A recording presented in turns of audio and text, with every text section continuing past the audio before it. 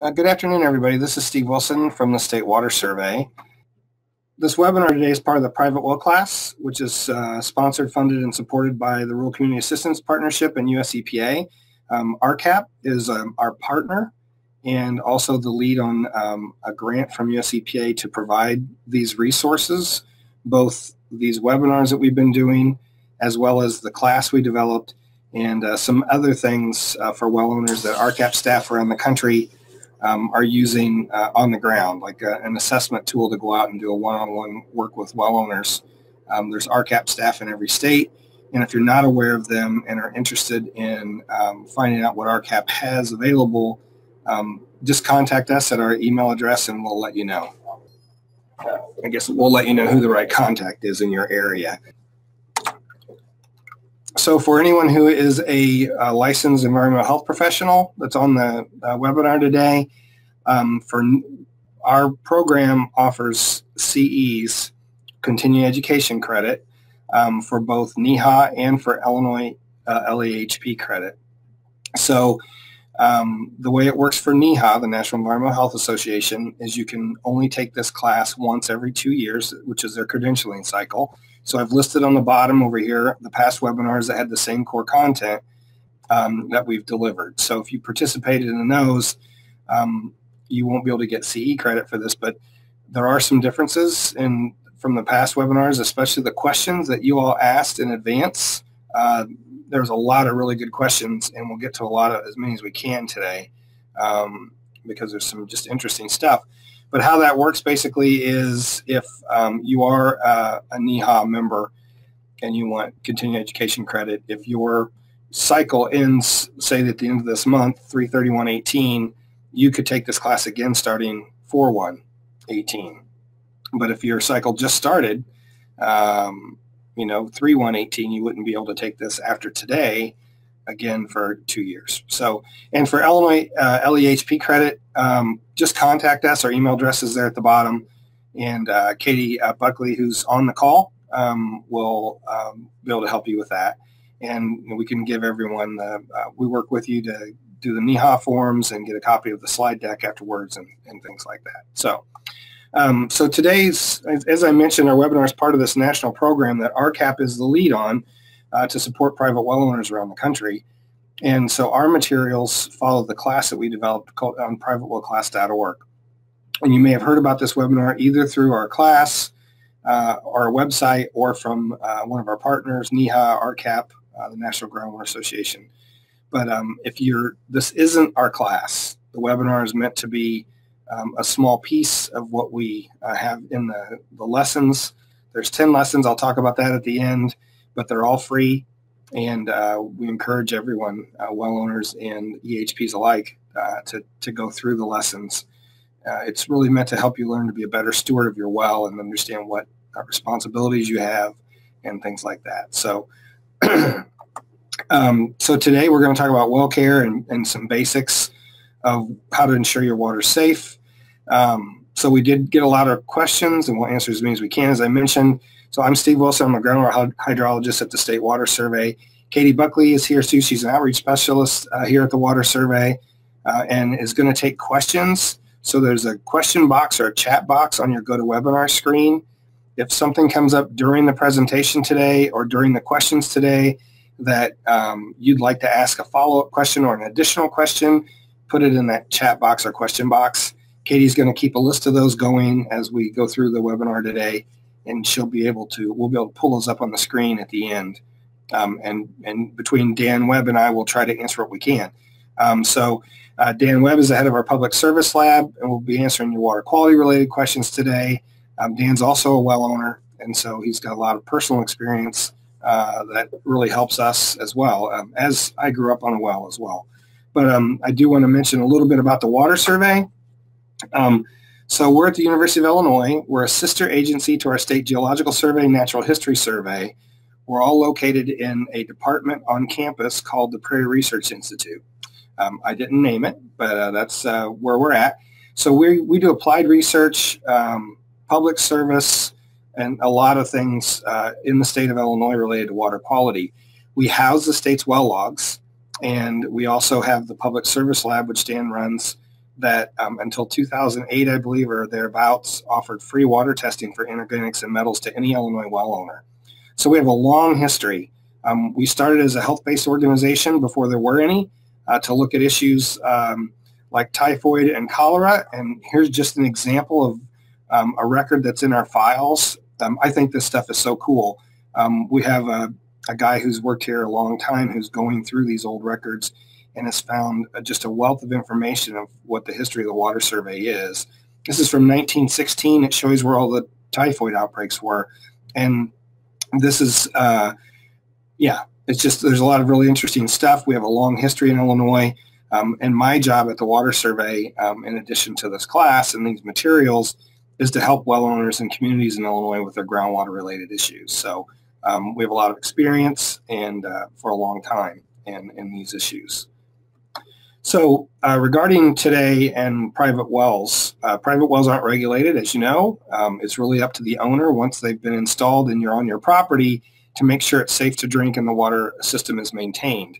So, community water supply, which I live in town now and on a community water supply. So I pay $40 to $50 a month for my water bill, and that's spread out among the 150,000 residents, probably about 60,000 homes, for all the sampling, maintenance, infrastructure, everything to ensure that when I turn on my tap, the water coming out's been tested. We know it's safe. There's water pressure, all those things that as a well owner you're in charge of. So well water can be, as it says here in the middle bullet, the best tasting and safest in the world, but contaminants can also be colorless, odorless, and tasteless.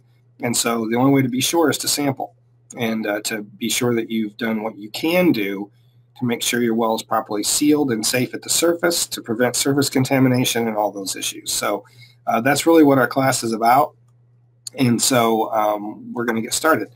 So some things about wells, generally deeper is better. A lot of times the really shallow wells are in place because there's water near the surface and there's no reason to drill deeper, but it also makes it more susceptible to contamination. So in general, if you have a deeper well, it's less likely to have any kind of surface influence, which is always good, which is why we say deeper is generally better. It's not always better. I know we had a question today, someone with a 200-foot well has TDS at 2,700, where the secondary standard for taste and color and some of those things is 500. It's not a health standard, so it's not a health risk per se, but I'm sure it doesn't taste very good. So you can have arsenic at depth or other minerals and other metals that can be a health issue, so it just depends. But also other considerations, location on the landscape. If your well is in an area that's prone to flooding, that's an issue. If your well is not completely sealed and the well cap doesn't have a good gasket, the vent tube isn't properly installed, all those things, that can cause an issue. Or if there's ponding or standing water, that can eventually get around the annulus of well and cause a problem. Groundwater flow direction, understanding whether the groundwater itself is always moving. So it's part of the hydrologic cycle. So if water infiltrates into the ground and reaches an aquifer, eventually it discharges somewhere, usually to a stream or a lake or the ocean. So water is moving. It doesn't sit still underground. And so the direction it's flowing can certainly matter. If I live near a gas station or a landfill, I would want to be on the upslope side of the groundwater flow direction of those places rather than the downstream side of groundwater flow. Just because if anything does percolate down into the groundwater, that would be, the direction would be flowing towards you instead of away from you. So, and then just our area surrounding your well. I found wells in basements, garages, in houses, underneath cement pads where there's no way to get to it without breaking the concrete up, under trees, within 4 inches of a building. Those are all bad ideas. Your well needs to be in an open area with nothing that could cause contamination around it so that, one, if you ever need to do work on your well, there's a way for a contractor's vehicle with a boom to sit over the well and maybe pull a pump or whatever to do those things. And also just, you don't want to have other things near your well that could be a contamination risk, or especially for a PVC well that's a little less sturdy, something that could, crack that casing. So a lot of things like that. So if you have an older well, which honestly, most of the problems we see are because they're older wells. New wells in every state but one or two, there's construction code that requires wells to be installed in a certain way that makes them much more safe. They have to use grout to prevent things from going down the annulus on the outside of the well casing. And so what we see is that most problems are because of poor construction, and many times those are just older wells. Whenever a new well code is established, typically they don't require old wells to meet that code, but instead they're grandfathered in. And we still see wells in pits, which there's a thing called a pitless adapter if you're in an area that's prone to freezing where you have a frost line in the winter. So wells were put in pits back in the day because you wanted to keep your pipes below the frost line where the freeze line is so your pipes didn't freeze. Today there's a device called a pitless adapter that's used for wells, certainly in Illinois, for those sorts of wells that allows a right angle and run everything into your house. But we still see a lot of wells that are in pits. They're dangerous. They're not only a health risk if they get flooded and your well's not properly sealed, but also they're a safety risk. And I'll show you some examples. Hand dug wells are also still in use. I grew up on one. It was 14 foot deep. And, we talk about water quality and ensuring your water quality is safe. The well I grew up on, if we had a big rainstorm, our water was cloudy for a couple days, which tells you that water from the surface is directly getting in our well and we were drinking it. And that's really bad. So just a lot of things to know about your well and understand if you got an old well, just because it's groundwater doesn't mean it's safe. There's, in many cases, properly constructed wells and wells that are in an aquifer where we know the water quality are extremely safe. And a lot of people may even like that taste better because it doesn't have chlorine or other disinfectants and things in it, but you've got to test to be sure. So, yeah. So here's some examples. The one on the left, upper left, this is from Washington State Department of Ecology. They have a blog, actually. They're the state agency in Washington State that regulates well construction and well drillers. And so they started a blog about things that they find, people who've fallen in wells, all those sorts of things. In this case, there was just this piece of plywood over top of an old well. The person who fell in and died, the plywood broke. You can see that there's an opening there, that little square where there'd been a concrete piece over top of it. But you can also see an old funnel. It looks like old insulation. There's a broom over in the corner. You're kicking stuff in to that well all the time, and then it's getting through into your system. So it's, there could be mice, rats, insects, all that stuff. It's just a really poor way to ensure your drinking water is safe. And the picture on the upper right, that's a goat. This is an old dug well in southern Illinois. Don Kellerman, I met him actually at a bed and breakfast down there where I was waiting to give a talk the next day, and he'd taken a bunch of pictures and had this picture. And this is just an old, you can see the brick down there, but a goat had made its way out of its pen and got into this well. So not something you want to drink. And on the bottom here, this is really typical of old hand dug wells. And this is from Illinois. Walt Kelly is my boss. We were doing a study looking at arsenic, or looking at ag chemicals and nitrate and bacteria in wells. And so this is an old hand dug well. It's on the side slope of a hill. Up above is some corn, a corn stubble. And the reason that looks so muddy around the well is because that's a cattle pasture. So those 4 posts that all look worn, that's because the cows come up and rub on those posts to scratch their backs. And it only has 2x10s and 2x12s laid across the top of it with some tin and then some concrete blocks. Snakes, rodents, insects, anything could be in that well. It's just not a safe way to ensure that you're protecting your wellhead and making sure that nothing's going to get in your well that could cause you sickness or anything. So what should you do? Bring them up to code if you can, or do at least as much as you can to make them a safe water supply. So if it's a well in a pit, extend the pipe up to the surface and put in a pitless adapter. Fill the area around that with clay grout so water can't move through it. And then also talk to your county or local well authority or health authority or health department and ask them what they would recommend. And, in some states, the local health folks are actually out inspecting new well construction. So they've seen a lot of different things and they probably have some good advice. Can help you understand what might be your best approach, as well as a contractor or well driller, a local well driller in the area. Same thing for abandoned wells. Because well logs weren't required in most states until at least the 60s, then what that means is any well that's older than that, and there's a lot of them, especially in rural areas, there's no log for them. So, for instance, in Illinois, we have about 500,000 well logs in our files. There's probably close to 800,000 to 1 million wells that are actually in use in Illinois. So we only have information for about half. And because of that, there's also a lot of wells that aren't being used anymore that were never properly sealed. And those abandoned wells, they're just like a well pit. A lot of them are old hand-dug wells or large diameter wells where someone can fall in. But they're also a source of contamination as well as being a safety hazard. So as a well owner, if you have an old abandoned well on your property or there's this old well out there somewhere, find it and fill it in. There's rules for how to do that. You can talk to a contractor, or even in some states, the local soil and water conservation district may even have a way to help cost share getting that done, because there are risks not only for safety but for protecting water quality and groundwater. So, and if somebody falls in, whether they're supposed to be on your property or not, in most cases you're going to be responsible. So it's certainly worth your liability risk to fill those in. Here's some examples. Again, the two pictures are both from the Washington State Department of Ecology.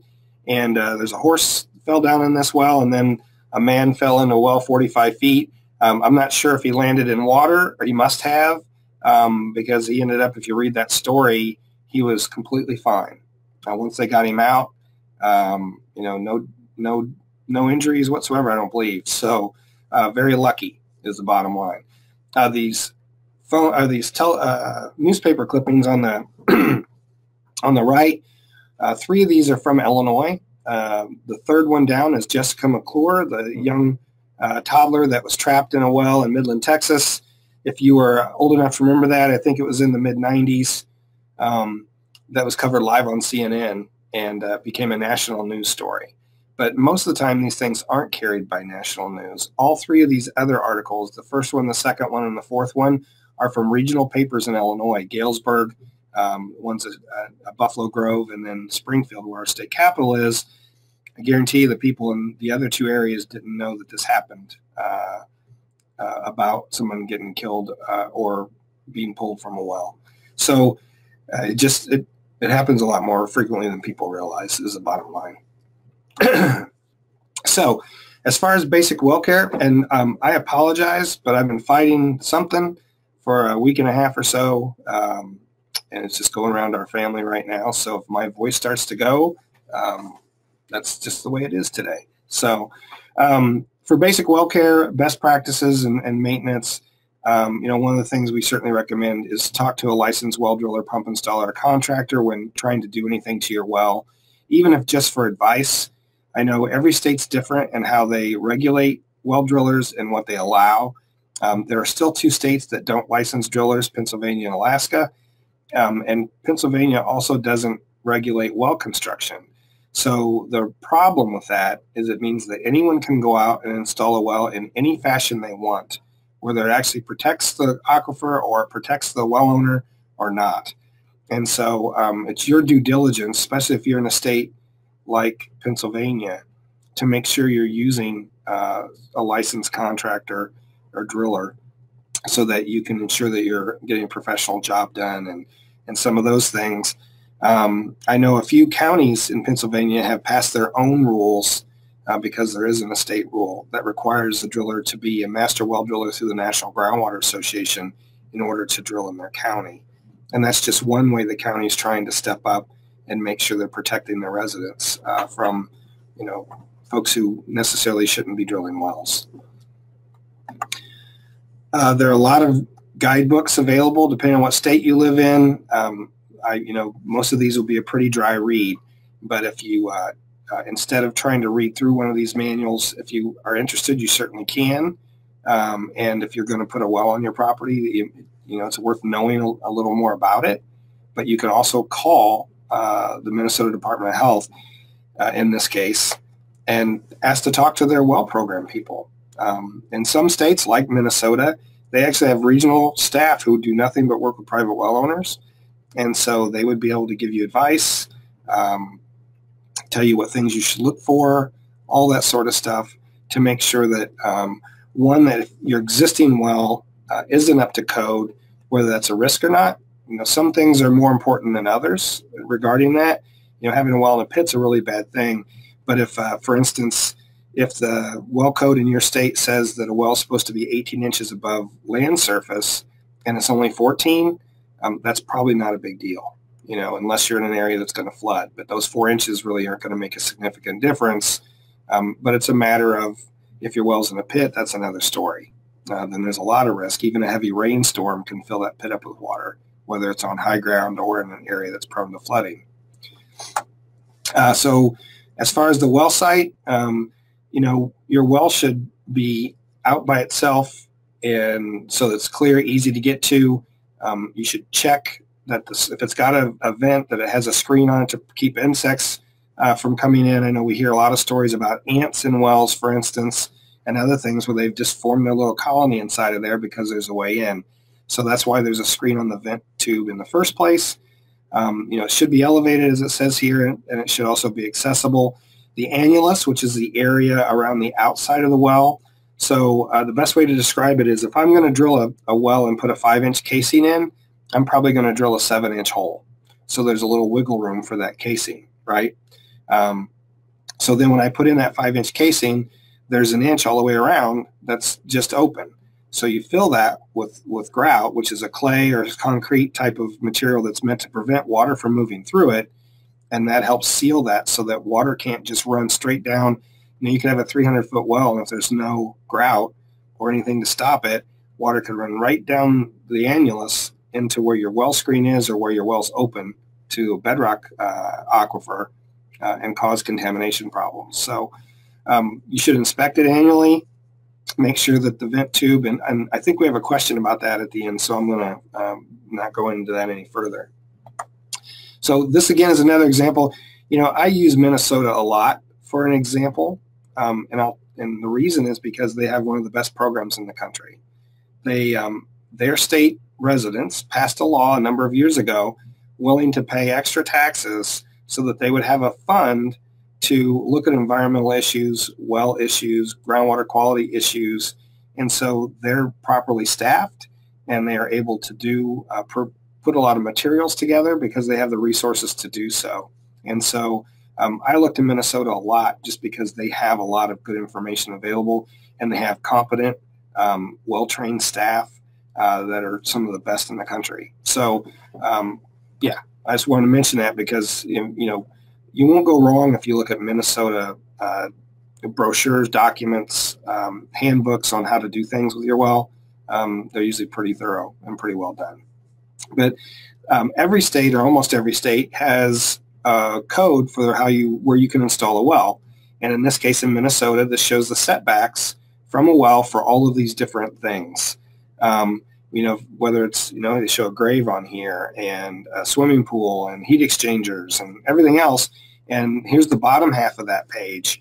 And the point here is there's a lot of things you might not expect that you need to be careful about. Electric lines, any building. And that's really just so you can get in the well.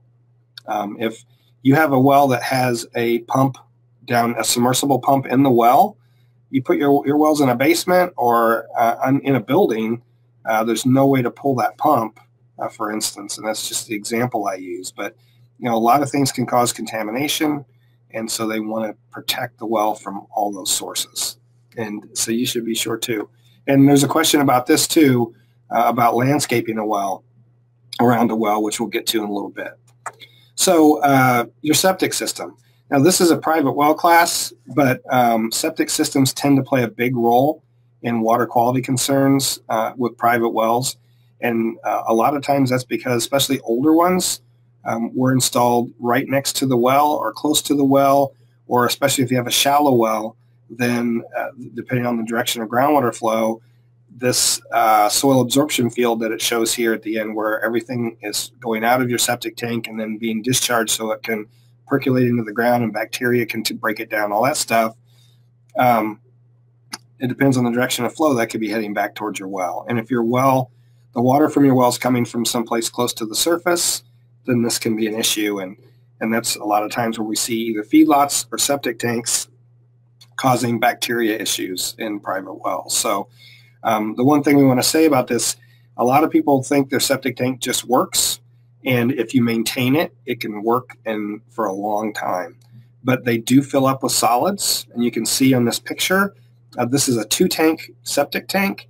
So the first tank basically gets rid of most of the solids, fall to the bottom or stay floating on top.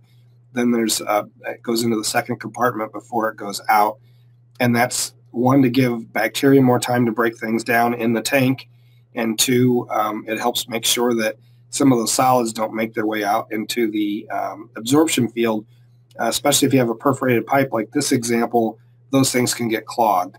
And if you're running too much through your system and some of those solids get out there, eventually it can clog that, and then either it's going to back up and you'll see it coming out of the ground near your septic tank, or worse yet, it could back up and end up coming in your basement. And that happens a lot more than people realize. So if you, for a to-do list, again, maintain the area around your tank and drain field as well. So make sure you have an inspection port and a manhole, and that's so you can determine how much solids are in your tank, so that you know how often it has to be pumped. They have to be pumped on a regular basis, depending on how many people are there and how big the tank is, or eventually they'll fill up and there won't be any room to actually treat the waste that's coming into it. So only grass, no trees, concrete, or asphalt. You shouldn't have anything that's going to compact the soil on the absorption field and that sort of thing, because that will reduce the ability of that water to percolate out into the just under surface geology and soils, so that it can be broken down in the natural environment. And where you can, you should reduce the flow into your septic system. And that doesn't mean you have to conserve water, but you shouldn't have your sump pump in your basement, or if you have a whirlpool, or a hot tub, or even your softener backwash, which is full of chlorine in most cases. Those things shouldn't go directly into your septic system, and you should have a separate outlet for those. Only put wastewater into your septic system. That means you shouldn't be pouring paints, anything, pills down in your toilet. You have, your kid gets sick and you have a bunch of antibiotic and you've got some left over. Don't dump it down your toilet and flush it. What makes your septic tank work is the bacteria in the tank, and antibiotics kill those bacteria. So also no man-made stuff. And if you have a garbage disposal and you also have a septic tank, garbage disposals are really a bad idea if you have a septic system. All of the solids, because they're still really large pieces and they're still intact, if you will, it's really hard for bacteria to break those down. So they end up falling to the bottom and contributing to the solids in the bottom of your tank. And I know most of the recommendations are that if you have a garbage disposal, you should cut in half the time between when you pump your tank. And so if you do that every 3 to 5 years, you should probably do it every other year or less, just because that will fill up your tank and eventually it'll stop working. And again, once it gets full, then the solids make their way out into the drain field and can plug your drain field. There's no real way to fix that. You're looking at trying to find another place to put a septic drain field. So you can measure solids. We actually do a webinar in July every year just on septic systems.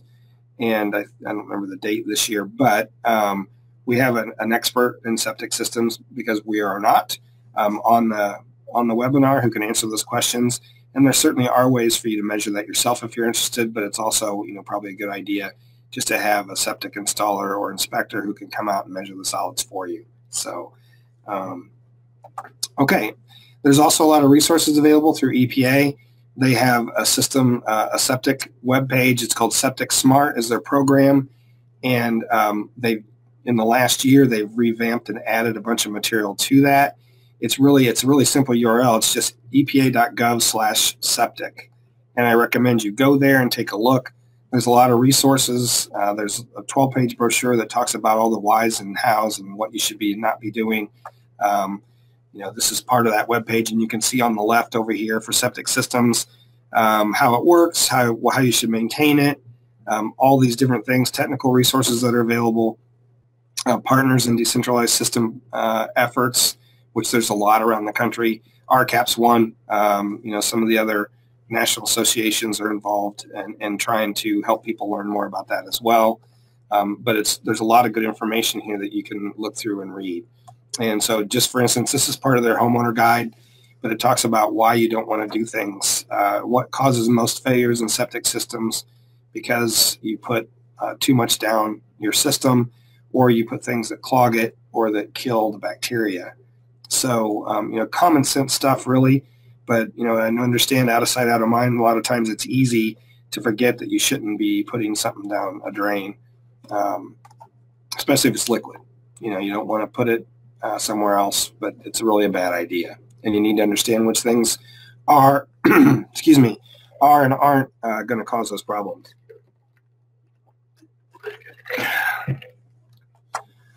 So for testing, you should test your well annually, and that would be for coliform and nitrate. And that's really because those are indicators that there's a pathway into your well. And we'll talk more about that in a minute. But also anytime your well's been opened and anytime you notice any kind of change in taste, odor, color, if you're bringing a new baby into the home, if your neighbors have had problems with their well water, or if there's some kind of recurring illness even that, there's got to be a solution for why this keeps happening. And so it's most of the time just to rule it out. But it's always a good idea. A nitrate and bacteria sample is a really cheap way to know that your well is still protected at the surface and those sorts of things. So what do you test for?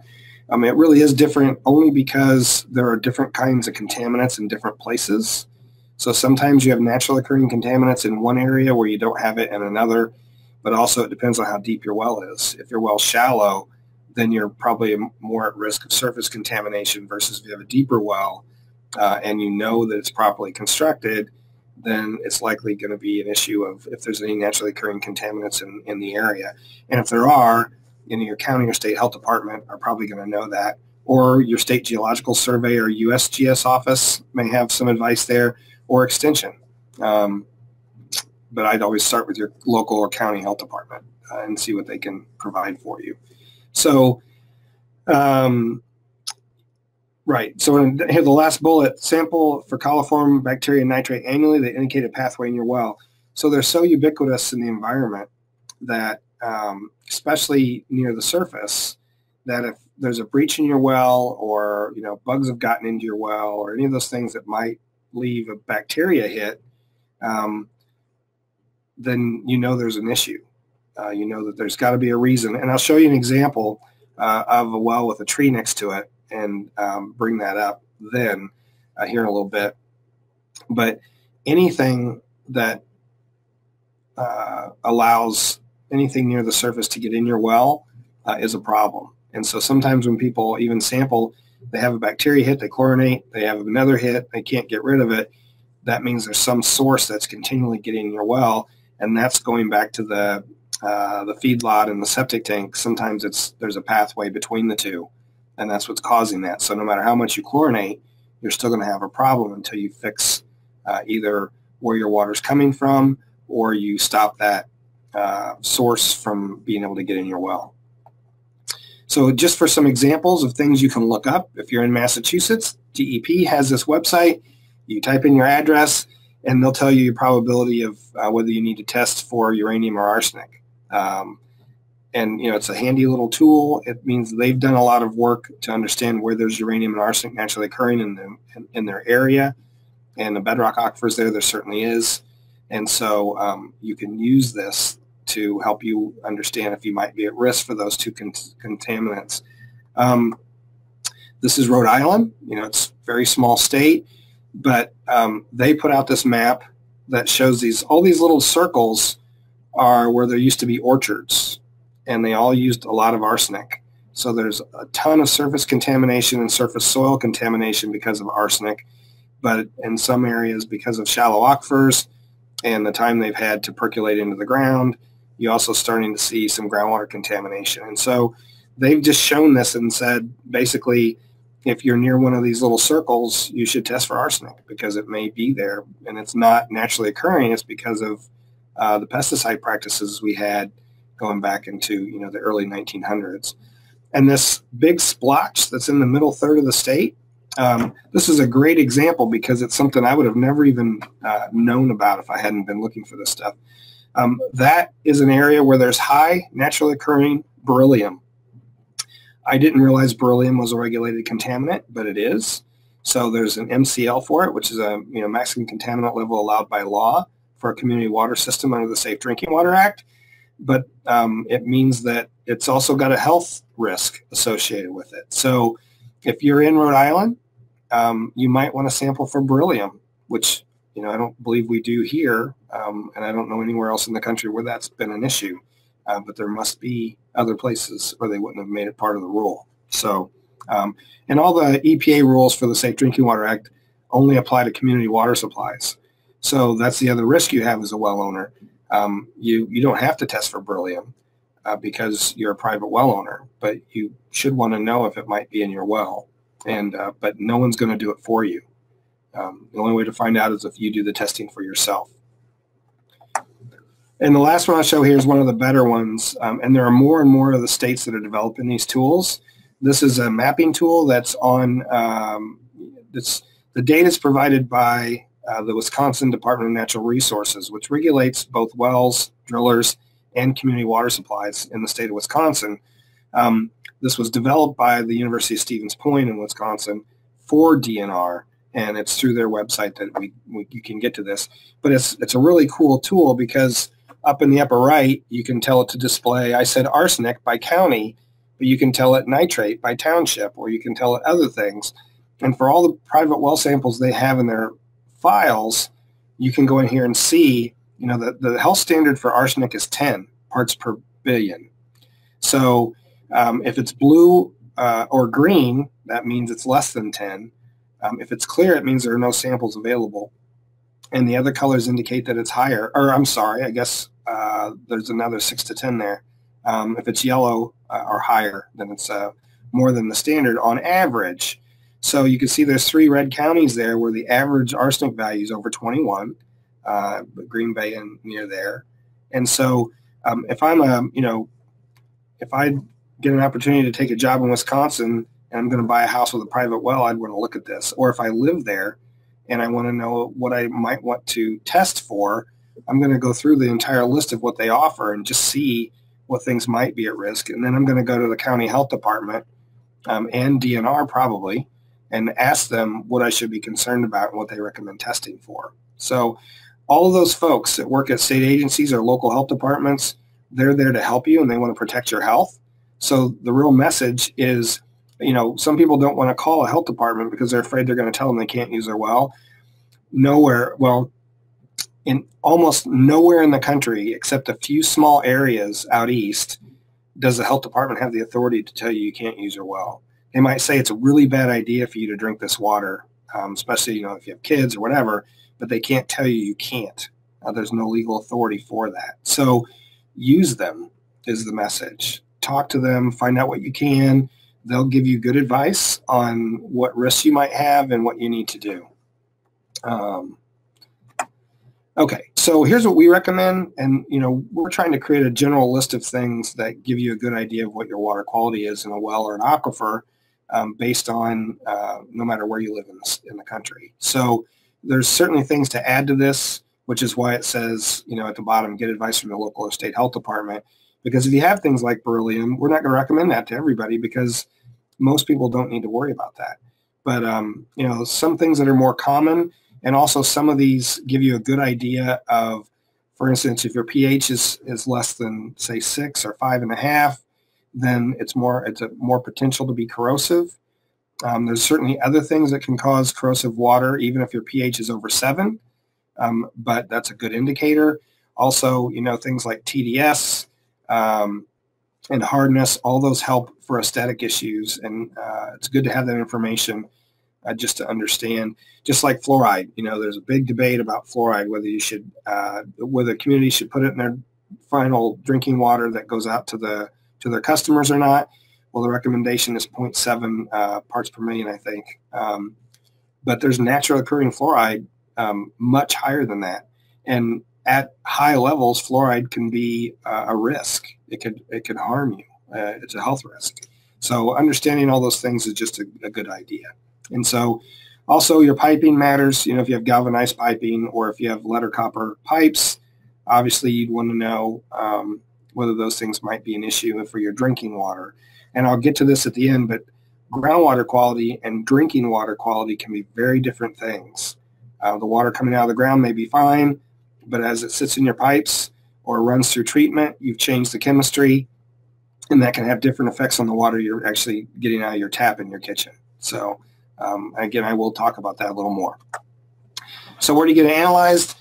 Every state accredits labs, which means they're on a list of approved labs, and they have to go do a lot of work to stay accredited. And so if you use one of those labs, then it gives you some semblance of that it's going to be a quality result in the end. I say that, and there are also good labs that aren't accredited just because of the cost of staying accredited. There's a number of university labs, including ours. There's one at Virginia Tech. There's one at Texas A&M, and I'm sure a few other states and universities where we use all the methods that the EPA requires. We do all of the duplicates and blanks and all those things, but we're not accredited. So when we give a result, it's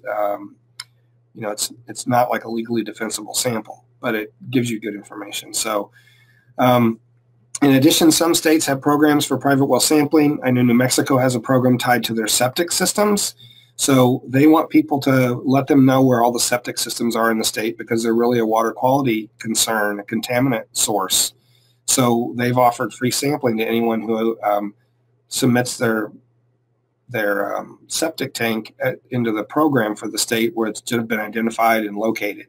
So, there's just a lot of different programs. So like I said, our lab used to offer free sampling to any well owner in Illinois until our state budget got to a point where that wasn't feasible anymore. So the more important thing about a lab is when you call them and talk to them, they should be able to give you good instructions. Most will even have a set of instructions they'll mail to you along with the samples.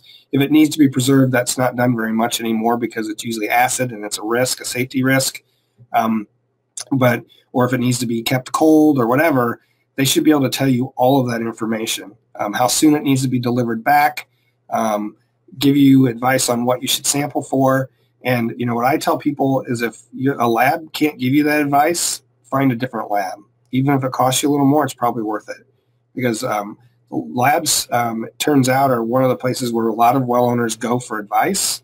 And if a lab can't give you that information, there's others that will. So, and you should be satisfied. It's not like you're at their whim as a well owner to what they decide to do for you. You need to be, it's buyer beware, just like it is for a lot of things. So, yeah. Now, so as far as interpreting results, they can be really confusing. Sometimes there's different units, all those things. And so there are websites out there where you can type in your results and they give you a sense of what's out there. And I'm going to show you one, a really good one.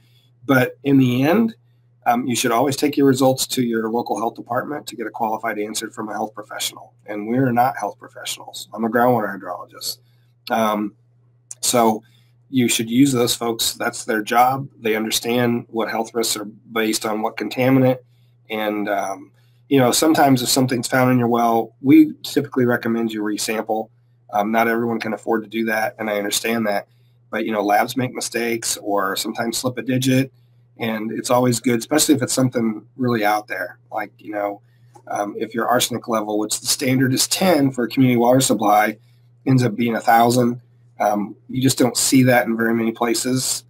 It does happen, but not very often. So it might be worth resampling to make sure that, the result's accurate, because that's an acute risk to your health, not a chronic risk which, at lower levels, that's more of the problem there. So, and if you do have a regular bacteria sample, which is usually just a coliform sample analysis, then go back and have it tested for E. coli specifically. Just because, coliform isn't necessarily harmful, but it's an easy way to show that there might be a pathway into your well. But E. coli is harmful, and that's what causes people to get sick. So, and you can boil your water if you have a bacteria contaminant in your water. You should boil your water until you can get it chlorinated or disinfect your well, and you have that other test back to let you know.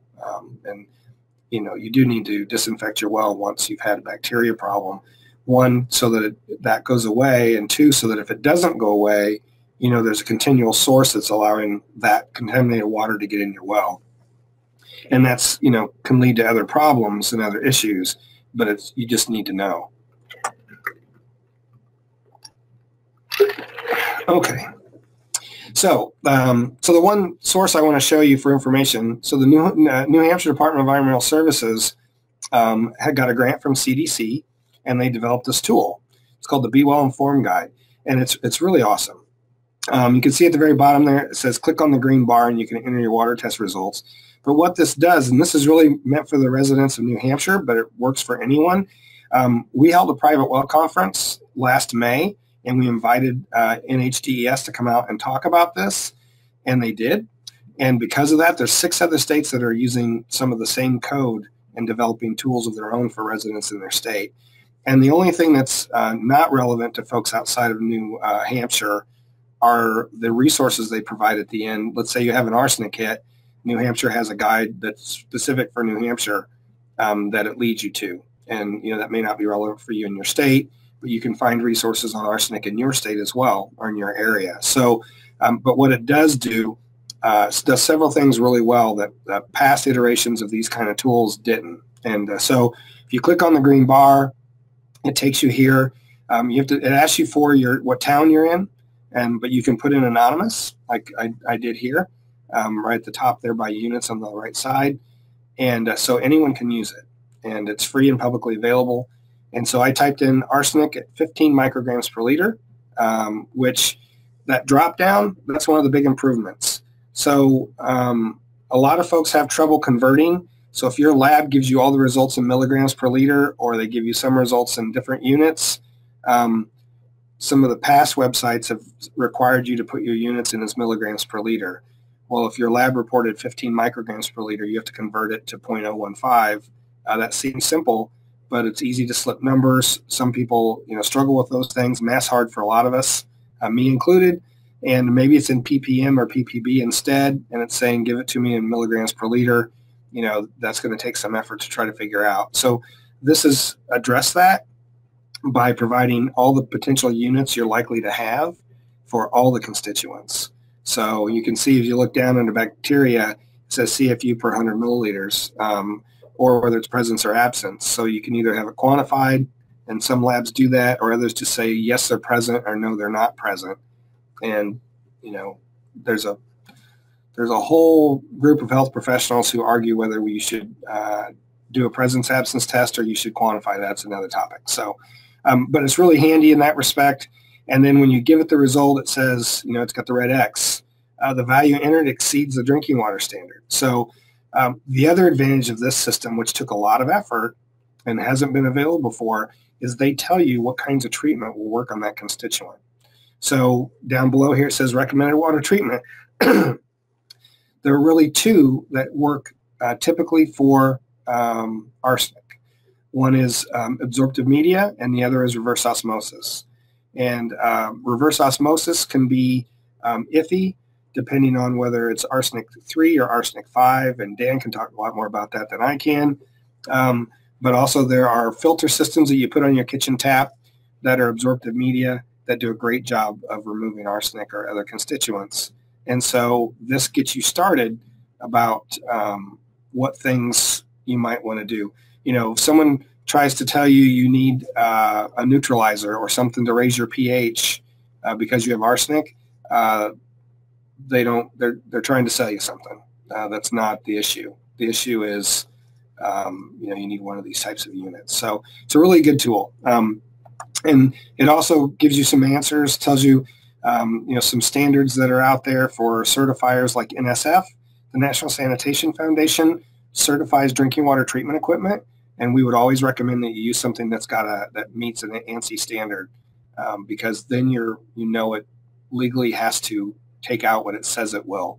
And typically those devices might be as much as twice as much as another device that doesn't meet the ANSI or NSF standard, but it's, you don't know what you're getting. So it's always worth trying to, So in the standard 53 is about absorptive media and what they have to do, and standard 58 is about RO systems. And so it's, they've tested them and they prove they work, is the bottom line. So going back to that first bullet on the slide at the beginning of this, these are only tools to be a guide for typical waters. You should always take your sample results to a health department to get a qualified answer. So as I said before, they want to help you ensure your water is safe to drink and protect your family. And there's a few small places around the country. There's a couple local health districts in Massachusetts, for instance, where I know that they can condemn a well if it's really bad and has some issues. But there's only been one or two cases of that that I know of. But in most areas, in most states, they're not going to tell you that your well has to be condemned. They can only recommend what you should do. So you should use them to your advantage. So I think this is about the last slide I have on our presentation. It's really about treatment. There's a lot of different types of devices out there. And the real message is, if you have treatment of any kind, a filter, RO, whatever it is, you need to really be strict about the maintenance and replacement schedule. A guy from the Minnesota Department of Health told me he recommends we don't say anything in our class about treatment, because in his experience, most well owners don't maintain their equipment properly, and in a lot of cases that can end up being the source of contamination. So a filter that's left too long, it can block flow, can also become a place where bacteria can be harbored, and it's actually causing bacteria problems in your drinking water. So the real best practice here is, if you have any kind of treatment, it's really important that you stick to the maintenance and replacement schedule for whether it's a filter, cartridge, or whatever it might be. So, and our lesson 10 in our class, talks a lot more about some of these issues. So I'm going to get to the questions, and Dan, hopefully you're still on the line. I'm sure you are. And all right. Steve. So we got a lot of questions, and honestly, it was really refreshing. There's a lot of questions that we haven't seen this time, which a lot of times are fairly similar. And so, there was no way to answer all of them. I think we had a little over 100 questions, but we've picked, many of them are similar. And so we've picked, 20 or so, I think, that we're going to answer that are really relevant. And as I mentioned earlier, you can use the chat box or the question box on your GoToWebinar panel to type in questions. And I know someone already has, but if something comes up and we don't address it, at the end, we'll pull that screen over and try to get to the questions you've asked today. Or maybe you didn't have a question when you signed up for the webinar and you do now, and that's fine. So, but Katie's manning that, so making sure that we have that covered. So first one, and I think most of these are going to be questions for Dan to answer, but you tell me, Dan. I guess I can answer this one. What's the best remedy for water quality issues found in testing? That's a really generic question, and remedies are specific for specific contaminants, like the example we just showed. So if you have a sample result that shows you have a specific contaminant, they don't just give you a result back that says, oh, your well's contaminated, or they shouldn't. They should tell you what's in it. So you can use this New Hampshire tool I mentioned and make sure that you're using equipment that meets an ANSI standard if you're going to add treatment. And I guess I'm basically repeating what I just said a few minutes ago. Dan found this really cool web page on NSF's website. And NSF is a third-party certifier, which means they're an independent organization that takes all of the treatment equipment by all the different vendors, DuPont and whoever else, and they test it against a standard water quality. And for it to meet their, to be like certified for standard 50, NSF standard 50 or ANSI standard 53, and it's a cartridge filter, then it has to be able to remove certain levels of the contaminants that meet the standard, or it won't be certified by NSF as qualified equipment. So it's a whole process that's an independent third party, and so it gives us as the consumer some confidence that when we buy a piece of equipment, treatment equipment, and put it on our kitchen sink or under our sink or wherever, that if it's got that label, it meets that criteria and it's going to work. So anything to add, Dan? Yeah, no, good answer, Steve. Thanks for all that information. Yeah, I can't think of too much. You probably covered it before, I think, in some of your discussion about landscaping around wells, and, sure. and say the specific, like you say here, it depends on the specific contaminants and the specific situation. But like the easiest thing, if you've got something that's, maybe you didn't think about, but hey, you discover there's a pathway to your well from your septic tank. The easiest thing, if you can get that repaired, if you know there's a source, if you can get rid of the original source, it's probably going to be your easiest thing. But yeah, that's probably the best thing to do too. Yeah. Yep. Okay. So this was a really interesting question that we got. I have a 2-year-old well and it's 200 feet deep, and the TDS, which stands for total dissolved solids, is consistently 2,700 or higher. Any ideas? So, this is probably the natural water quality, which in the aquifer. So, there's salt water. If you drill deep enough in most places, you can reach salt water, which seawater has a TDS of around 30,000. But there's also a secondary standard for under the Safe Drinking Water Act of 500 milligrams per liter. And I said for aesthetics, and this was listed from their webpage, hardness, deposits, colored water, staining, and salty taste.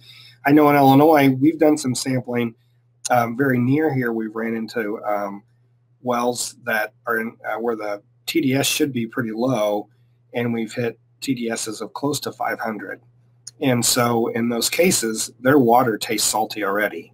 And so I can't imagine at 2,700, it's probably not very pleasant to drink. One of the things we'd recommend is that, TDS is kind of a general makeup of salts and minerals. So you should probably get your well water tested to make sure that any of the individual constituents and minerals that are in, that make up that value aren't going to be a health issue. And then, really the only way to treat it is RO. Dan suggested RO. It also says on the web, on EPA's page, that distillation might work. But in either case, trying to get the water below a level where it's going to taste fine is probably going to be really expensive. And so, it's unfortunate. It's bad luck, if you will. In some cases, we've seen where a well could be either drilled deeper and the upper portion of the aquifer is cased off, or even a shallow aquifer. I know one of the things I didn't list here, the person who wrote this question also said they have plenty of water, it produces well, and it doesn't have any bacteria problems, which are both good things. So it may be that you could try to deepen the well, or you might have to drill a different well into a different unit, either deeper or shallower. And, I would talk to your state geological survey and your drilling contractor because, and maybe that's just the case where you are, but I can't imagine if your water's 2,700 TDS that driller hasn't ran into that before, and find out what others have done to deal with that. So, Dan, anything to add? I was just thinking about the other issues you might run into with that kind of a TDS. Corrosion and corrosivity can be a complex issue to discuss, and I'm not really ready to discuss it too much, but when you do get higher conductivity water, and things like with higher TDS, that generally does, or it could lead to more corrosive water. So it might be something people could be thinking about, looking for signs of that. Maybe not obvious signs. It might be testing for lead in the water or something like that. Oh, and another thing I wanted to say on the reverse osmosis, just a good general rule for knowing what reverse osmosis systems will take out. They'll generally remove about 90% of the minerals in the water. So if you had if you had a 2700 water, it'd probably move that down to 270. You may have to do more maintenance, change your membrane out more often. But the typical, the expensive part would be if you're trying to do a whole house treatment system. That's just not really practical. They do make reverse osmosis systems. We use them here in the lab that can treat a whole building, but the home systems are generally pretty reasonable, a couple $100, and they could treat a tap. They're meant to be used at a tap. And Steve, I didn't mean to contradict anything that you said. I was just made me think about while we were going through here that you can do some. You can get about 90% removal, basically. Yeah, and I guess my only point was that it'd be expensive because if you're trying to even, there's going to be a lot of waste product there. Oh yeah, that's a good point. So they waste about 75% water. So yeah. Okay. So do people on well water have a higher instance of cavities and dental issues due to a lack of fluoride supplement in their water? We've never been asked this question. I'm really surprised because it's a really good one. I'm not a health professional, and so there was something on CDC's website. Dan had linked to a page, but I dug a little deeper and found this quote from them basically saying that, what CDC recommends, and so does EPA for community water supplies, it's changed. It used to be between 1 and 2 or 1.5 and 2, I think, or maybe 1 and 1.5. But they've changed that now to 0.7 milligrams per liter. And so that's what most communities try to put into their water if it doesn't have fluoride in the first place. But like CDC has said here, your child's dentist or pediatrician should evaluate whether your child could benefit from daily fluoride supplements. It really depends on your child's risk or, anyone's risk. There are some people who are more prone to cavities than others, which I know that just from my own family. And also you might be exposed to other sources. So talk to your dentist and, decide if it's really a decision for you to make with your dentist or pediatrician on whether or not you should be doing that. So, and CDC's take on this is it's not currently feasible to add fluoride to an individual residence as well. So I imagine, if you've got money to spend, you can have a in-home fluoride system built. There might be, I'm sure there's a lot of issues there, and I don't know enough about handling fluoride and all that stuff to give you a qualified answer there. But typically I would say it's probably doing the supplements if that's what was needed. I was at a talk last year for a lot of where all the state agencies that regulate community water supplies were at, and they had a gentleman who runs the dental program for the Arkansas Department of Health, and he showed history of the changes in cavities and tooth decay and all that stuff among folks living in communities when they started adding fluoride, and it's amazing how dramatic the change was. So before the 50s and what happened since, there's no question that adding fluoride to drinking water has caused a reduction in cavities and improved oral health for the folks, at least in Arkansas, where he had the data. So, but it's a kind of almost a political issue these days. Some people think it's a bad idea, and we're not interested in getting into that argument. So, yeah, thanks, Steve. That's a really good answer. I'm glad you brought the example up because I know there are examples out there, but I know it can be more of a hot topic than I initially realized. I didn't, there's strong opinions on both sides. Yeah, there was even a guy who stood up and was rude to the speaker, saying that he didn't know what he was talking about. And people are pretty passionate about it. So yeah, I can see that. Yeah. Okay, so this question is really about when and why to sample. This is really important, and what Dan's lab does is really, I think, does things the right way, and so I wanted to talk about this. When is it best to collect a sample from a faucet in the house, and when is it best to collect it at the well? Well, so what Dan's lab does is they ask people questions in advance and find out, one, if they have treatment, Two, if how old their pipes are and some of those things. And then a lot of times they'll send 2 sample kits and ask them to collect one from an outside spigot that has no treatment, and it's right off the well if possible, and another one at the kitchen tap that's after treatment and after it's been through the home premise plumbing system. So the goal is that the outside tap is representative of the well water or natural groundwater, and that's what we see. And the kitchen tap is more representative of what you're drinking, clearly, but it could be different, especially if you even have a filter or softener or any of those things. And so it's probably best to do both to understand how your pipes or your treatment are affecting the changes in water chemistry in your drinking water. So as an example, we use this with training for sanitarians. This is a well sample of a home here in Illinois. And the thing to notice on here is this is the outside tap. So the turbidity is 29.8, the color is 48.1, those are very high. The hardness is 350 or 351, and then things like sodium are only 25.9. Okay, so then if we move to a well that's been we take that after it's been through a filter and a softener. Now it's a salt softener. It's increased the sodium level to 198. Is my cursor hopefully showing up on there? Dan, can you see my cursor moving? Yeah, I can see your cursor, Steve. Yep. Okay. And turbidity and pH or in color have dropped way down dramatically, and clearly the hardness is, the softener is doing its job. It went from 351 to 0.68. But this 198 is an unintended consequence for using a regular salt softener. You could be increasing the amount of sodium in your diet significantly if you drink a lot of water. So this particular case, they also had an RO system added, and so they took 3 samples, one after the filter softener but before reverse osmosis, and another after. I'm going to go back because I forgot something.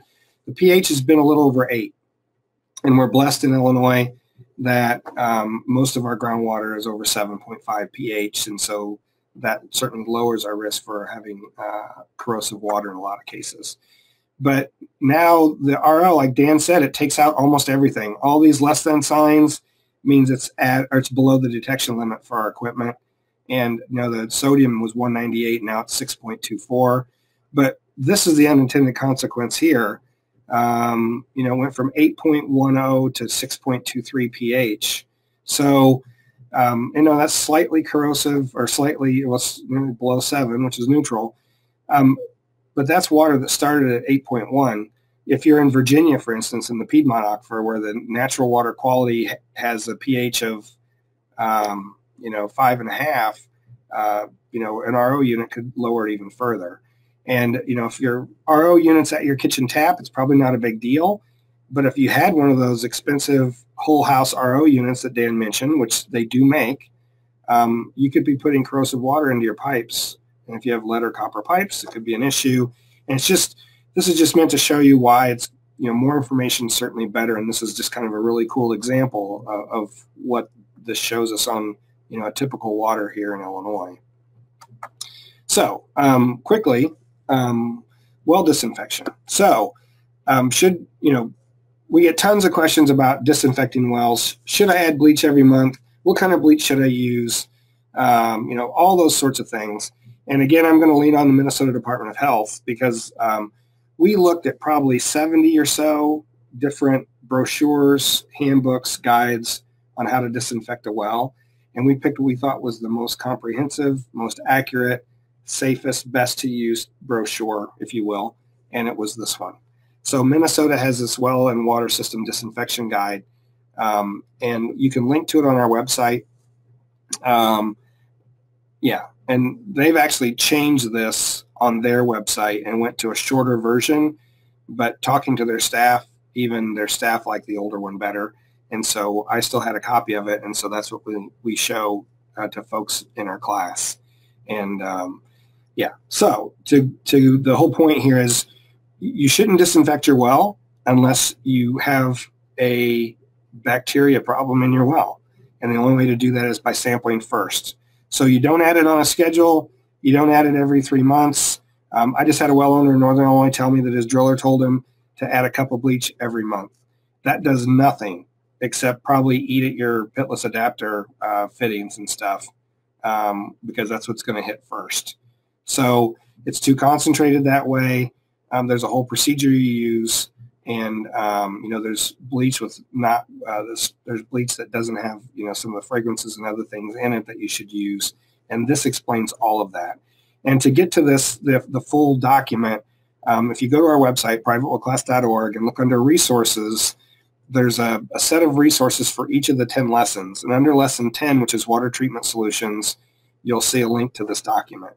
And, you can get that information there. So, it tells you why you need to mix it. You're trying to reach a certain amount of bleach, a concentration, and so you mix it with regular water.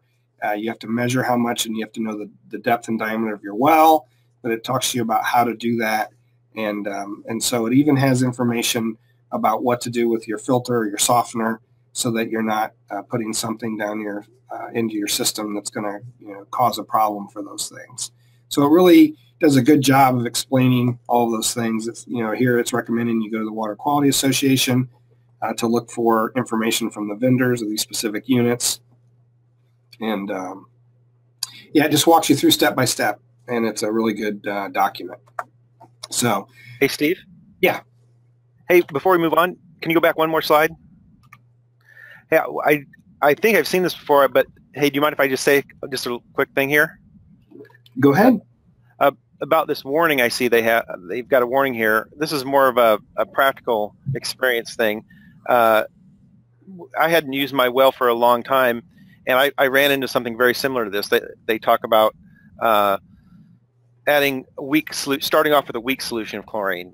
As Steve mentioned before, like if you had the concentrated chlorine, it can cause your pitless adapter to stick or corrode, some problems like this. But some other things, if you just have water running through it, shouldn't be a problem. So if you just slowly add the chlorine bleach, it looks like they make a good point here that it might knock stuff loose. So if you do it slowly, you might not cause problems with your pump.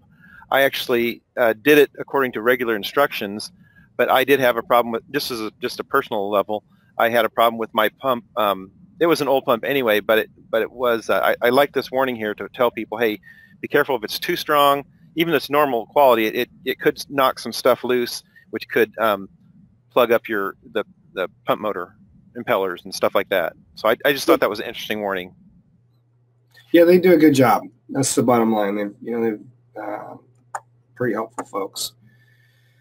Okay, so what maintenance do I need to do yearly? How do I know if there are problems? So we go over this in our lesson 5 in our class. And again, you sign up for our class, and it sends you a PDF once a week for 10 weeks. Yeah, it's self-paced. It walks you through all those things. But really, you need to inspect your well annually just to ensure that the well cap is on properly and sealed, that your vent tube has a screen if it has a vent tube, and that your gasket is still viable. One thing that no one ever changes is their gasket. And most people, when you open up a well, their gasket's this brittle little piece of what used to be rubber, and now it's hard. And so it really should be replaced more frequently. And so it's really so that there's no place at your wellhead that things can get in. So, you should also inspect it for visible cracks in the casing. And then, as we've talked about before, sample for bacteria and nitrate is mentioned. And anytime the well's open, change in taste of color, recurring illness, all those things. And if your well is vulnerable, it's in a, we see a lot of cases where somebody buys this nice property and it's up on a bluff and they own the ground that's down below right next to a small stream, and there's no water up on the bluff. So they have to drill a well down in the bottoms. And so if your well's subject to flooding, then, we said here, make sure the ground slopes away from your well, but you need to pay attention to those things and maybe even sample certainly if the well's ever been overtopped or water's reached the well, then you should sample it again for bacteria and nitrate. So, and then lastly, we've talked about already, maintain your septic. It's part of just a good best practice for making sure you're protecting your well from any water quality concerns. So Dan found this web page And I spent some time searching through it, and there's actually, it's a series of FAQ questions.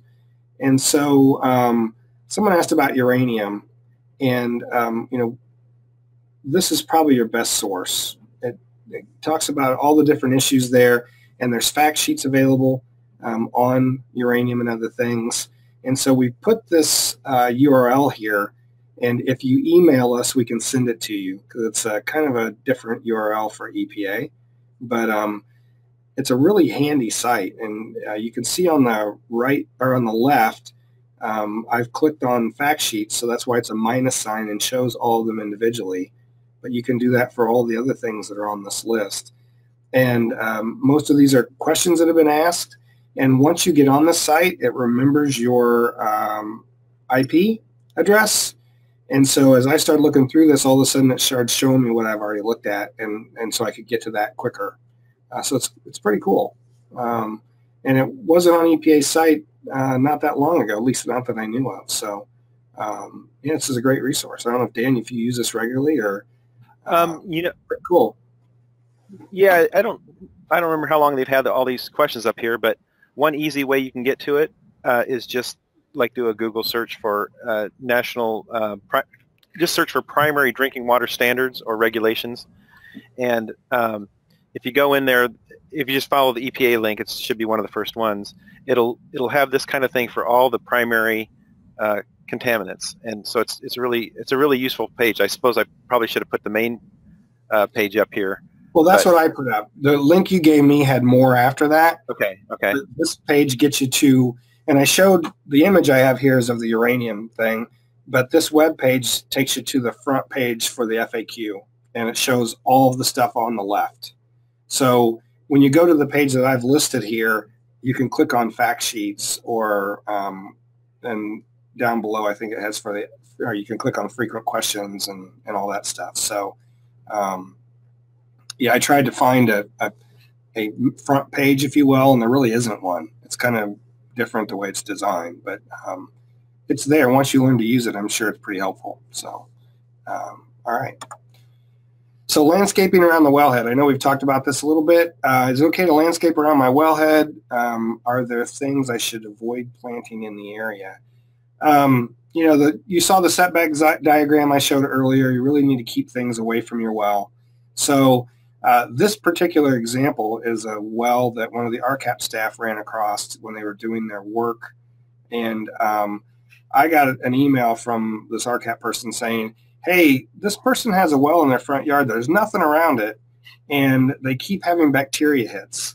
And no matter what they do, they've chlorinated it, they've disinfected it, and all those things, and it keeps coming back. So I asked them to send me a picture, and these are the pictures they sent me.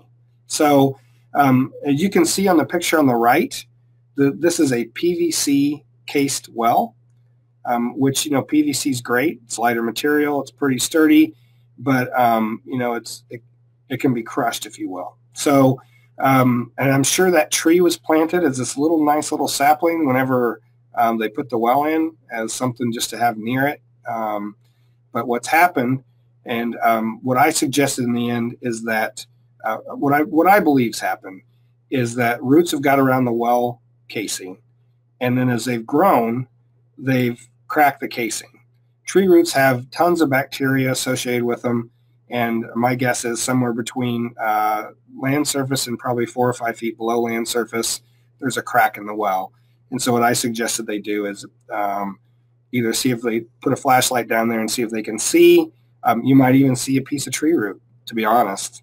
Or TV the well, put a camera down just in that upper portion. To me, they either need to get rid of the tree or move the well.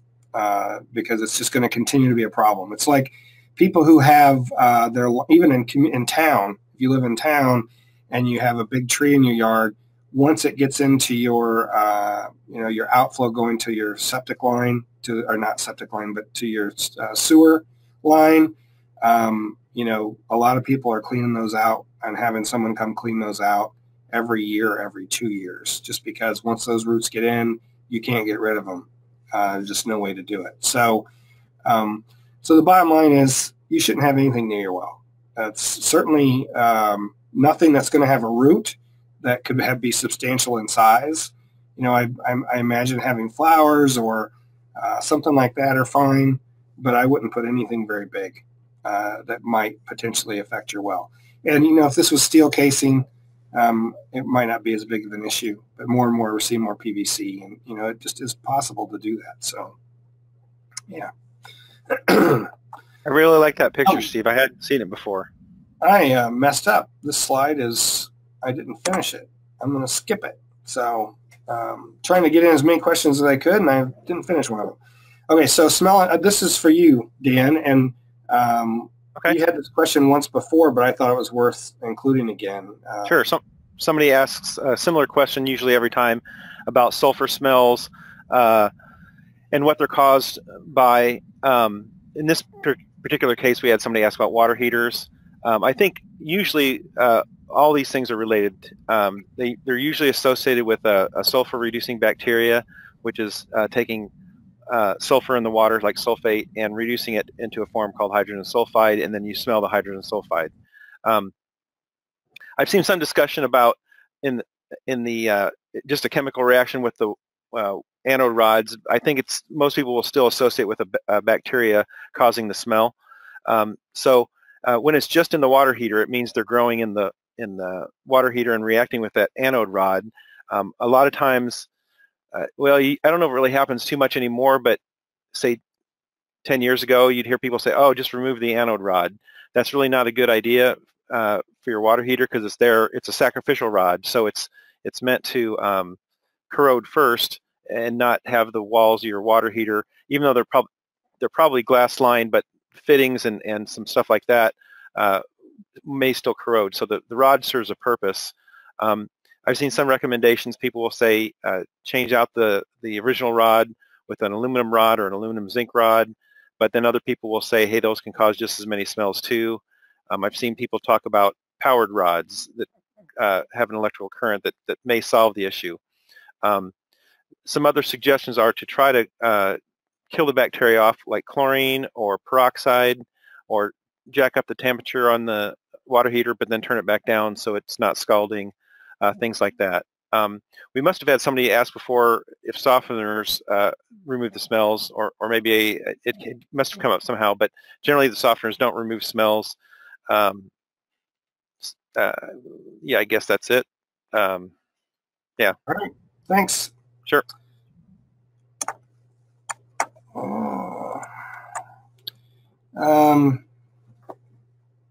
Yeah, this is for you too.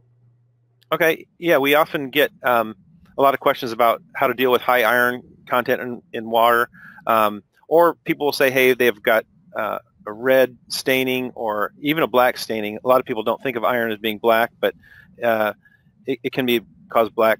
It can look black, but as it dries out, it'll tend to turn brown and stuff. But usually, a lot of people will be interested in a softener anyway, and a lot of times the softeners will remove iron, but they're going to remove the dissolved iron. It's a chemical ion exchange reaction, so you need to first get rid of any precipitated iron. And I say that because once iron gets pumped up from underground, gets exposed to oxygen and gets circulated, it can change the oxidation state, and in the oxidized form, it's not soluble and it falls out of solution.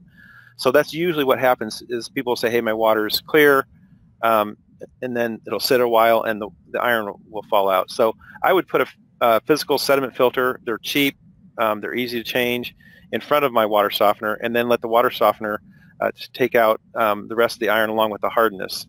Some people, if you don't want a water softener, you can just get an iron filter, which is something like a green sand filter. It'll oxidize the iron and then physically remove it. So you can use those by themselves.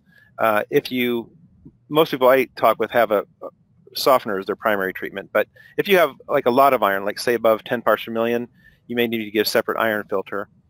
I know, at least the dealer I've worked with, they sell different types of softeners. So they have some that are meant for just a generic municipal supply water, and then the valve is designed a little bit different. I would get the ones that are designed for well water, and maybe even set it higher for your iron. If your iron's at 5 parts per million, set it for 7 parts per million, something like that, to make sure it regenerates and keeps the iron staying out, because I know it can be really a pain. Okay. Does well water quality change seasonally? So, it really depends, but groundwater quality doesn't change that often or that much. I've got some monitoring wells where the aquifer is at nearly 180 or 200 feet deep, where I could go out and sample today, and we've sampled them for nearly 20 years, and the arsenic value is always within probably 5 to 10% of what it's always been. So if it's at 40, it's somewhere between, say, 36 and 44. But shallow systems, so if you have an old dug well, I mentioned the well I grew up on, when we had rain, we had cloudy water. That water chemistry is changing all the time. So if it's shallow, or if it's you're in an area, say along a major river where you've got a shallow sand point or a shallow sand well, every time it rains, you could have changes in water chemistry. The other place where that can happen is if you have a low flow well. Some cases you may drill a well and you drill 400 or 500 feet and you still only get 1 or 2 gallons a minute. And that's just because there's not much groundwater available where you live, and that's just bad luck. But in those cases, you can use a small pump, and you can store more water by pumping, during the evening or whatever, and have a larger tank so that you always have water. But when you pump that well, you're likely lowering the water level significantly. And I was at a talk that someone gave where they showed hour by hour the changes in water quality of a deep well. It was a 600-foot well, I think, where when the pump was on, the water level dropped nearly 150 feet. And then when the pump was kicked off, the water level slowly came back. But what happens is that water in that aquifer is typically used to being submerged. So it's not exposed to air. And then whenever you pump your well and all of that becomes exposed to air, it causes oxidation, like Dan mentioned. With iron, it happens with a lot of other things. We see that with other metals. And so it can really change the chemistry. So either close to the surface where it's not protective for rain or snow melt and those sorts of things, you can see changes. And also if you have a low flow well, there's probably other cases. But and I'd say the biggest case is probably going to be a lot of older, shallow dug and bored wells. I thought I turned that off. I guess I didn't. Sorry about that. So those dug and bored wells are more likely to have those issues and changes in water chemistry. And so, but if you have an old well like that, you should already be aware that potentially has more concern for bacteria and those sorts of things. And you probably do need to sample a little more frequently until you're comfortable and know if it's going to be an issue. So, okay. So yeah, I wanted to share this because it's a really interesting question, for one. But my water lab reports reflect contamination. I've stopped drinking the water, but I'm still bathing, blah, blah. I've got instructions for shocking the well, which tells me it's probably a bacteria problem. But that his water system is a tangled mess of old pipes running to 5 different cabins and agricultural areas on our family compound. We've been waiting to address the well until we address the whole water system. Is this dangerous? Well, if it's got an old tangled mess of pipes or a tangled mess of old pipes, that means the well's probably pretty old too, and you likely have a well that's not protective at the surface, and so you probably continually have water quality issues. So yeah, I mean, it is a risk, and it's, you probably want to treat the water you're drinking, I think shock chlorinating the well. My first guess would be that it's only going to help short term, and you're going to end up with the same problem that you've had because it seems like the system might not be up to snuff, so to speak. So, I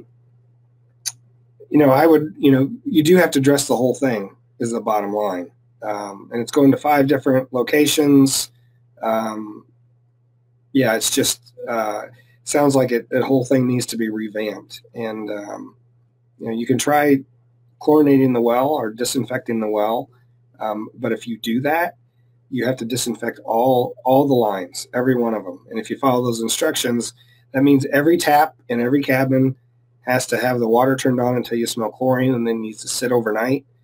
And so I don't even know, depending on the size of your well, what level of chlorine you need to use there to make sure. You might use more than a whole well volume to reach to get chlorinated water into all those pipes. So the best thing you can probably do is address the whole system and take care of it.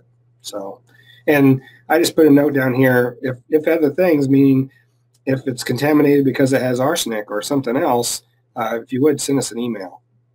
So, because obviously there's other issues there, or there's other things you can do to treat it, if that's what it is. So, and it's already 2:30, so I put these in here if I had time. I'm going to answer these quickly just to give you an idea of some of the questions we got. The only way to know how deep your well is to know who constructed it or find the well log. Most states have well logs on file, or if you can find out who the driller is. Sometimes those are a challenge, but the truth is, for many wells, we're never going to know how deep they are unless you actually just drop a tape down the well or have a well driller come out and measure the depth of the well. And that may be the only thing you can do if you want to know the depth. If anyone's ever done any work on the well, like a pump contractor, you can ask them. They should know, at least from their records, how deep they've got your pump set if it's a well that has a submersible pump. So there's things you can do to know, well, my well is at least this deep because of sort of thing. If my pressure tank isn't functional, can it affect the well? I don't know how you can have a pressure tank that isn't functional and have water running out of your tap. Your pressure tank serves as the way to push water through your home. So it's usually it's got a high end and a low end pressure setting on it, and that's so that you can push water. So what happens is, you've got it set at 30 psi and 60 psi. Your your well pump pumps water into the pressure tank until it reaches 60 psi, and then it shuts off. Then as you use water in your house, that slowly starts going down because the bladder or the air in your tank are pushing water into your house. Once it gets to 30, your pump kicks back on and starts filling the tank and increasing the pressure. So if your pressure tank isn't functional, you wouldn't have water. You wouldn't be able to use your well water. So I'm not exactly sure what the problem is there, but if you want to email us more information, we can help you with that. There was a number of septic questions, but just to summarize it, can my septic tank close to a well affect well water? Certainly. And you could also have, although it's not common, a septic tank almost right on top of your well, and they have no influence. The septic system works near the surface. So your septic tank is just below land surface, maybe down to 6 or 8 feet. Your septic field is also fairly shallow, and the idea then is, that stuff runs out of your septic field and percolates into the soil where bacteria can break it all down. If your well is properly constructed and properly grouted, and say it's a sand and gravel well where the screen's at 240 feet, then it's very unlikely that your septic tank is going to affect your well water quality. But that's the best example of it not affecting. You don't want it close to your well. We know that grout, even though well grout is supposed to protect a well from things coming down the annulus, sometimes grout doesn't stay in place like it's supposed to. So even though your well is properly constructed and has proper grout in it, around it, there could be a pathway there. So it's best, that's why there's a setback. I think it's 75 feet to 100 feet, depending on what state you live in and what the conditions are. So can you explain the different types of wells? So again, that's one of the things we do in some of our webinars. And also we have lessons in our class lessons that describe each of those. It's much more than I can do on this call. We have a different webinar that explains well types and some of those things. But I encourage you to look. One thing I didn't mention yet is that all of our webinars are recorded, and they're put on our page and YouTube both. So you can always go back and listen to this whole thing and see all the other webinars we've done. So I have an old well that hasn't been used since the 1960s, and I'd like to start to use it for garden and yard irrigation. Where do I start? Well, I would, if you know where the well is and, inspect the well, I would have a contractor or well driller come out and take a look at it. If there's an old pump in there, there may be an old pump where the line going down to the pump is rotted away. There could be an old pump down at the bottom of your well for all that matter. And so I would start there because it's going to take, there's too many variables to understand what you might be up against. It may be that you can just start using it, put a new pump in it, and, the piping is still good and there's a hydrant. That seems not that likely, but it, could be. So that's where I would start. Is well water unclean and city water better? Well, city water has the advantage of being tested, being maintained, and being treated so that it's safe based on the Safe Drinking Water Act. That doesn't mean that well water is unclean in any way or that city water is better. But if you don't test it to know what's in it, then you're not sure. Many cases, groundwater is perfectly safe and fine and doesn't have anything that's a problem in it, and no bacteria, no whatever. But if your well's not properly constructed and you haven't sampled to find out if there's any naturally occurring contaminants in your well, then you don't have any idea. And so being a private well owner is the same thing as being a water plant operator for a very, very, very small water system. That's just you and your family. So you need to do all the same things. You need to understand your well. You need to understand the water chemistry in your well, and you need to make sure you maintain it and that that it's safe and that there's no way for contaminants to get in your water. So that's, a lot of people prefer to have a private well, and they're very diligent and they take care of it and they know what they're doing. I've also ran into a lot of well owners who should not be private well owners. I can't tell you how many cases where I've had a water plant operator tell me that they got a call from someone who called them and said, "What's wrong with my water? I need you to come out here and take a look at this." And when they look on a map, they realize that person's not on their water system. They're a private well owner and they didn't even know that they're on a private well. And that's happened more times than I can count. So anyway, I wanted just to bring that up because, well water gets a bad rap sometimes, if you will, and it isn't necessarily the case. There's no reason. You can treat just like a community does. You can sample just like a community does, and you can maintain it just like a community does. You're just responsible for doing that yourself. So if you want to have well water and you don't want to, disinfect like communities have to, because of the distribution lines they have, and they have to make sure there's no bacteria that are getting in people's homes, well water is a great option. So quickly, because we're over time, I want to talk about the private well class. So it's 10 lessons. I mentioned that a number of times. It's self-paced. You sign up and it sends you a lesson once a week for 10 weeks as an email. It's a PDF. You can take it or not take it. You could do it on your own time. And so then these webinars are meant to supplement that. This is what it looks like when you go to the page. You just put in your email address, your first name, and where you live. It's a drop down by state. And the point of that is so that EPA funds this program. We need to be able to show EPA that people from all over the country are taking it. And they are. We've had over 6,000 people take our class in 4.5 years or so, and another 15,000 or so go through our webinars. So it's meant to be helpful. It's all free. There's nothing here that costs anybody anything, and the advantage of that and the reason is because EPA funds it. So it's a great program. As the bottom line, we're very lucky to be involved. This is what our front page looks like. So you click on Learn by Email. I must have added a slide and not realized it. There's also videos and audio podcasts, and our webinars are recorded. So I mentioned earlier that lesson 10 under the resources, you can click on that how to disinfect your well.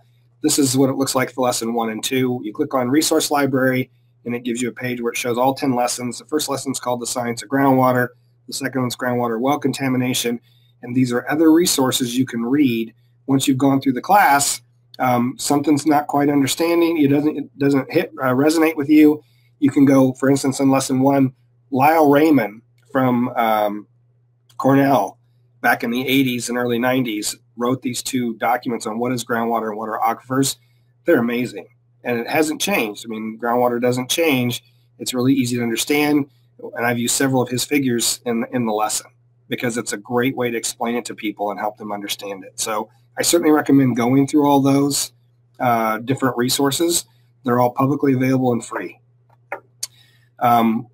These webinars are all recorded. August 30, 2016, we did a webinar on lead, and so that's available. You can listen to it. We've used resources from Virginia Tech and from EPA to help do this webinar. They've done a lot of lead work and looking at those issues. We created, oh, I guess I didn't put it in here. Let me go back. There is a lead page, and it's just privatewellclass.org/lead, and it's got links to resources at CDC, EPA, and a number of other places where you can get information as a private well owner on whether if you have lead pipes or you have lead solder in your connections and you have copper pipes or whatever it might be, to give you advice there. So we also created, there's 16 training videos, these short videos, and they're all like 3 to 5 or 3 to 6 minutes long, and they're on a particular single topic. What should I know about shared private well? It's amazing. In some states there are rules, other states there are none.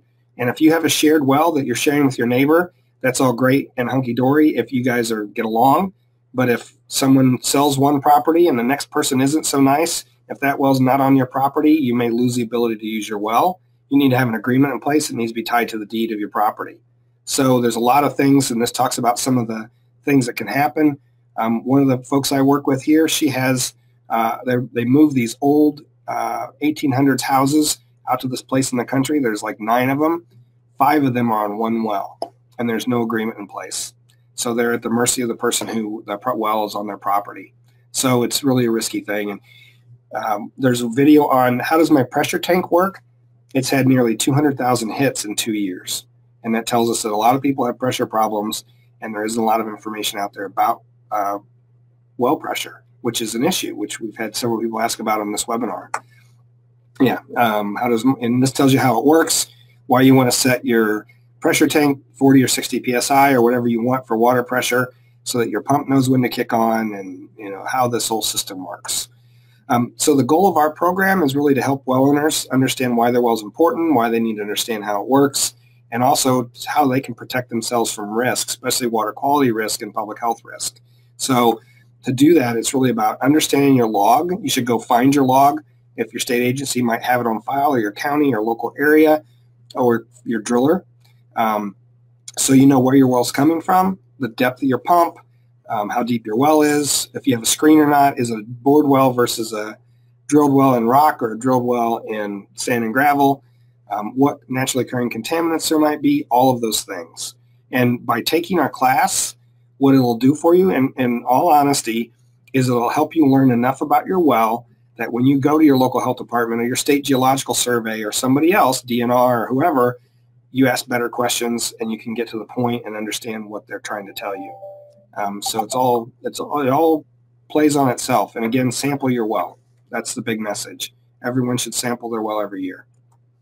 So we do have some questions that people asked today, and so I'm going to quickly pull those over. I knew I had more questions than normal, and I apologize, but let me move this out of the way and enlarge that really quickly.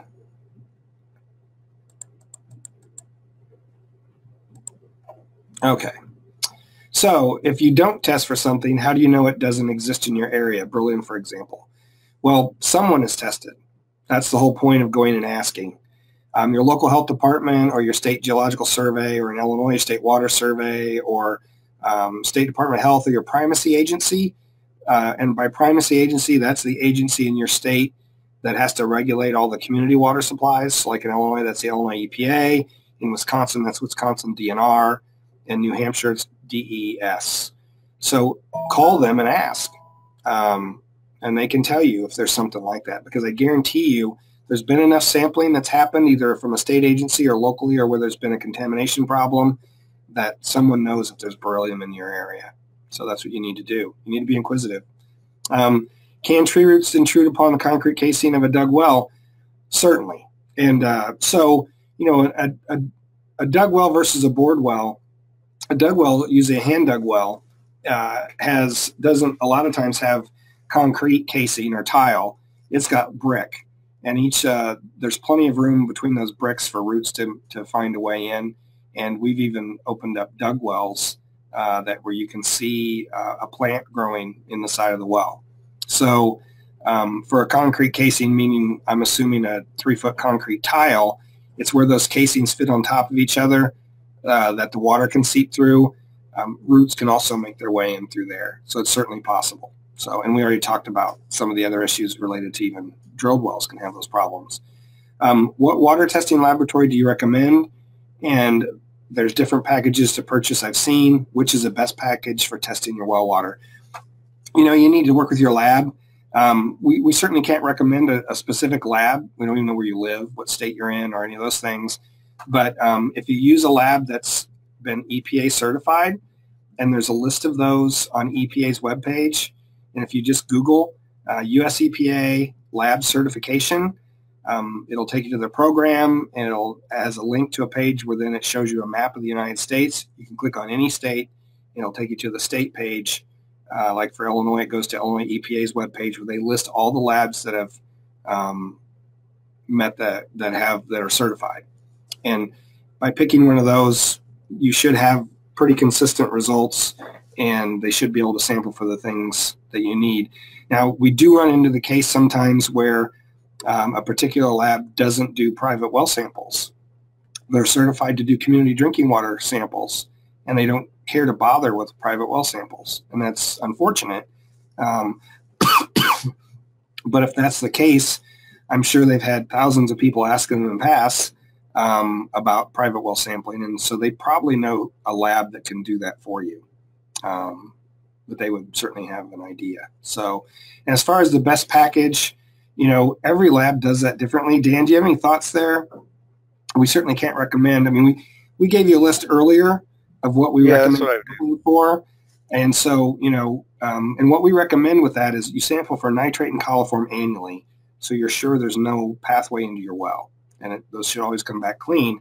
But every 3 to 5 years, you sample for that suite of things.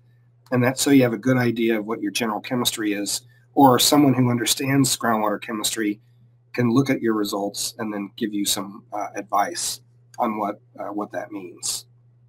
So, yep. Okay. So what's considered a shallow well versus a normal depth well? You know, that really varies. You can have, it really depends on the soil type and how deep the aquifer is. And, you know, I guess an example would be, we have a county in Illinois, Mason County, that's along the Illinois River. And it's sand at the surface, which is the aquifer. And at about 90 feet to 110 feet, somewhere in there, you hit bedrock. So the sand, that 90 feet of sand, is fully saturated with water, and that's where everyone gets their water from. So you could have your well at 20 feet, or you could have your well at 70 feet. You're in the same aquifer, and there's very little difference in your water quality, although the 70-foot well is probably a little better because things may not make it down to 70 feet from the surface, and they're a lot more likely to get to 20 feet. But, you know, to me, a shallow well is any dug or bored well because they're getting their water from a shallow source. And I guess that's probably a better way to define it, is if your water is coming from a shallow source, it's more at risk of surface contamination. But, you know, I don't show this here, but in our webinar where we talk about different well types, depending on how deep it is to bedrock, if you have a bedrock well, it really depends on the way the fractures run in the bedrock, because all of your water is coming into your well through fractures. And if those fractures happen to run up towards the surface, even though it's entering your well at 100 and some odd feet, it could be that that water is coming from near the surface and running down a fracture to get into your well. So there is no set definition. It really depends on your situation. But, you know, I'll use New York as an example. And a lot of New York, bedrocks right at the surface are very close. And even though we see wells that are 300 or 400 foot deep, they may only have 20 feet of casing, and the rest of it's an open hole. So it means water can run in below that 20 feet once the casing ends. Actually, after that, then the rock acts as a casing itself. So it really depends on, it's not a depth of your well, it's how your well's constructed and where the water's coming from. So, okay, Dan, the next one's for you. Okay, so yeah, the question is if I have red stains and hard water, do I need two different treatment units? I want to say you probably don't, but I'm not. When I see iron and sulfur grouped together, I think they might be talking about. Somebody might say, hey, they know that you've got iron and sulfur bacteria. So if your unit is trying to add chlorine, which will oxidize the iron and cause it to fall out of solution, and then if you have a separate filter that would physical filter that would filter that out, that could be important. But if you're trying to kill off these iron and sulfur bacteria, like if you have smells in addition to the iron staining, then I would just trust your water treatment dealer to give you the best advice there. But if you're just getting red stains in hard water, actually what you describe here is that's my well itself. It's 3 parts per million of iron. I just have a softener and it works out great. I wouldn't think you would have to have 2 different units. Depends on the situation. Just as You have a filter in front of it, though, too. Yeah, I would put a filter in front of it too. Yeah. I mean, you do, don't you? I do. Yes. Yeah. The filter. Yeah, it's a sediment filter. I use a 5-micron sediment filter, so it might be. I'm not sure what the next question. What we might be leading into a similar Sure. question about iron. Okay. So let's see. You have some sediment filters in front of the water softener. So yeah, so the sediment filter is saturated with iron after a week at 2 at the most. Wow. I have a softener set to extra iron also. Filters are there. That is a low level. It's not 3. 0.3. Yeah, 0.3 is the staining. What they say the staining level is. That's the EPA secondary maximum contaminant level. And if it's going through a softener, well, I would think a softener could handle 0.3 parts per million of iron. And if you got sediment filters in front, I guess you're saying they're saturated with iron after a week. That does get expensive. I would agree. One thing you could look at the sediment size, maybe even put in a depth filter, maybe even like a 20 micron first, and then go down to a 5 micron to see if that helps increase the lifetime. I know mine. I let mine go until they're really black looking. They can handle a lot. They'll look saturated maybe within a few weeks, but I leave them in place for several months, not several months, but maybe 3 or 4 months, and they still seem to do a pretty good job without causing me any pressure loss. But if the problem then is you're getting iron after the softener too, so that is a little unusual, especially at that level of iron. So I don't have a better answer. Maybe talk to your dealer and see if they've got if they clean your resin out, some resin cleaner might help. Yeah, that's really odd. I mean, especially that it's getting through. Yeah. I've heard people say, small bits of iron will get through some of the resin, but usually we don't. In their toilets and stuff. Yeah. So, well, sorry, I don't have a better answer. I mean, there must be something else going on, is the bottom line. I mean, I've seen staining due to what they call tannins too. If it's turning everything, especially your laundry, when it dries out in the lawn on whites or something, and if it's tannins, what you could check for is have a organic carbon check done to see if it's has a higher organic carbon level, or maybe there's a tannin test the treatment dealer can do. That takes a different type of filtration unit, but I don't want to dwell too long on that right now. Sure. Okay, what about test kits from Amazon or other stores? Are they okay to use? Yeah, I can try that if you want, Steve. Well, yeah, go ahead. Well, if you're talking about the color test kits, I usually think of pet stores where they'll sell several different solutions, either test strips or dropper bottles. I think a lot of times they're pretty good. I don't know that they get sensitive enough to trust for that I would trust it for a lead test or something. And sometimes I think it's hard to see the colors, especially as the kids get older. The chart might show an orange color and the solution might really be a pink or a red color. So it's hard to tell the darkness when the shades are a little bit different. So you got to be careful with using them. I know that's a non-committal answer. Well, and I think that's what we need to do here, because what really needs to be done is someone needs to take all those test kits and try them against the same water, same wells, and see how they really work. We did that. I'm dating myself. About 20 years ago, we did that for some things that had come out for pesticides when we were trying to find a cheaper way to analyze for pesticides. And we did actually a research study here that was funded to try to look at, how all those work and what we might be able to do. We set up a series of wells, if you will, in a lab. And there's just too many things out there that aren't what they're supposed to be. That, I would look for some definitive information on testing that's been done with those kits where they've been tested against each other. Because most of those certainly aren't going to have any kind of certification with them. I don't believe. I don't know if there is certification for that sort of thing. Yeah, I'm not sure. I would mostly just use them for your main curiosity if you're trying to get down to, a rough idea of something. But if you're really trying to narrow down if your treatment's working, I would just trust a lab instead. Yeah. Yeah, and a lot of times those are used just for that, just as a first blush, if you will, at whether there might be an issue or not. So, but then you should still get it sampled somewhere else to confirm. I know we found a lot of false positives in the stuff we were working with. So, okay. Thank you for sticking around for those of you that have. And if you're looking for CEs, email info@privateclass.org. Katie gets all that stuff. And then if you have anything else to follow up, same email address, and that comes to us. And we certainly appreciate everyone's time and participating today. And take care. Thank you.